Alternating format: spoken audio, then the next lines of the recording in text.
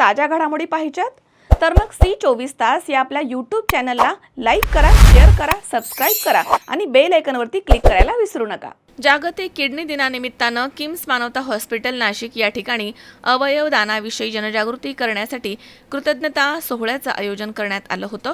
कार्यक्रमामध्ये अवयवदाते आणि त्यांच्या कुटुंबियांचा सन्मानपूर्वक सत्कार करण्यात आला।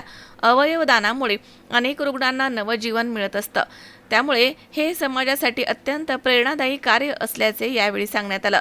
कार्यक्रमामध्ये नेफ्रोलॉजिस्ट आणि हेड नेफ्रोलॉजी आणि kidney transplant doctor Mohan Patel यांनी अवयवदानाचं महत्त्व स्पष्ट केलंय। ते म्हणालेत की अवयवदान हे अत्यंत महान आणि मानवतावादी सेवा आहे। एका दात्यामुळे अनेक रुग्णांना जीवनदान मिळू शकतं आणि त्यामुळे समाजामध्ये अवयवदानाबाबत अधिक जागरूकता निर्माण होणं आवश्यक आहे। या प्रसंगी डॉक्टर परीक्षित महाजन आणि डॉक्टर निलेश सिंग यांचीही उपस्थिती होती। कार्यक्रमाच्या निमित्तानं अवयव दात्यांच्या स्मरणार्थ वृक्षारोपण करण्यात आलं। समाजामध्ये अवयव दानाचा संदेश पोहोचण्यासाठी हा उपक्रम राबवण्यात आल्याचे आयोजकांनी म्हटलंय। दरवर्षी मार्च महिन्याच्या दुसऱ्या गुरुवारी वर्ल्ड किडनी डे हा इंटरनॅशनल सोसायटी ऑफ नेफ्रोलॉजीच्या वतीने सेलिब्रेट केला जातो। त्यामागचा उद्देश असतो की समाजामध्ये किडनीच्या आजारांबद्दल समाजामध्ये जागृती व्हावी, जेणेकरून गैरसमजुती दूर व्हाव्यात आणि वेळेवर किडनीच्या आजारांची ट्रीटमेंट घेतली जावी। तर किडनीच्या आजारांमध्ये बऱ्याच वेळेस किडनी फेल्युअर हे एकदम शेवटच्या स्टेजला लक्षात येतं, जेव्हा किडनी ट्रान्सप्लांट हा सर्वोत्तम पर्याय असतो। पण ट्रान्सप्लांट करण्यासाठी डोनर्सची आवश्यकता असते आणि किडनी दिल्यानंतर जे ट्रान्सप्लांट सर्जरी होते त्याच्यानंतरचं आयुष्य हे एकदम नॉर्मल माणसासारखं असतं। तो सगळं स्वतःचं काम करू शकतो, जॉबला जाऊ शकतो। ट्रान्सप्लांट ही एक पुनर्जन्मासारखी गोष्ट आहे। त्यामुळे पण ट्रान्सप्लांट हे कधी शक्य आहे, जेव्हा आपल्याला किडनी घरातनं कुणीतरी डोनर असतो किंवा अवयवदानातनं किडनी मिळत असते।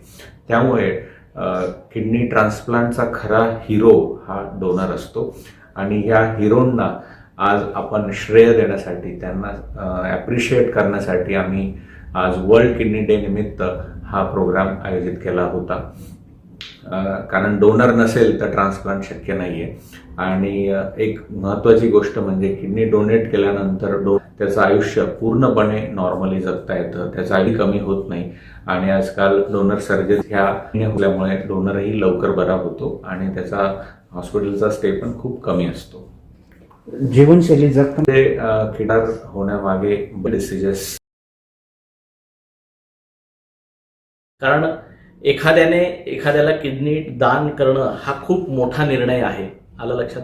लोकांना आजकालच्या जगामध्ये रुपया पण द्यायला तयार होत नाही, तर त्याच्यामध्ये किडनी ही असं एखाद्याला आपण ऑर्गन देतोय, आपल्या शरीरातलं एक ऑर्गन काढून देणं हे खूप मोठं धाडसाचं काम आहे आणि लोक हे करतायत। त्यामुळे त्यांचं सगळ्यात जास्त त्यांना जास्तीत जास्त शुभेच्छा द्याव्याशा वाटतात।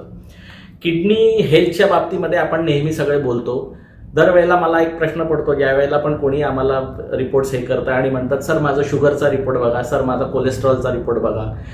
जसं काही लोकांना फक्त एकच ऑर्गन आहे हार्ट असं म्हणून आपण फक्त एकाच ऑर्गनच्या मागे धावतो आणि त्याच्याविषयीच्याच तपासण्या आपण दरवर्षी आपल्या रुटीन हेल्थ चेकअपमध्ये करत असतो। परंतु आपल्या शरीरात असंख्य ऑर्गन आहेत, जेवढं हार्ट इम्पॉर्टंट आहे तेवढे ते पण इम्पॉर्टंट आहे आणि त्याच्यातला एक मुख्य अवयव जो आहे तो आहे किडनी। त्याच्यामुळे नेहमी फक्त हार्टचंच तपासणी करण्याच्या मागे पडू नका। दरवर्षी जेव्हा आपण आपले हेल्थ चेकअप करतो त्याच्यात किडनीचा पण चेकअप होणं गरजेचं आहे। त्याच्यामध्ये सिरम क्रिएटिनिन नावाची रक्ताची सिंपल टेस्ट आहे, त्या टेस्टने पण आपण आपल्या किडनीविषयीचं आरोग्य आपल्याला लक्षात येतं। वर्षातनं प्रत्येकाने माझं म्हणणं आहे एकदा तरी सोनोग्राफी, पोटाची सोनोग्राफी करावी। पोटात असंख्य ऑर्गन आहेत, त्याच्यात परत एकदा सांगतो किडनी हा मुख्य अवयव आहे, तर त्याची पण एक वर्षातनं एकदा सोनोग्राफी होणं गरजेचं आहे, जेणेकरून किरण आहेर C24 तास नाशिक।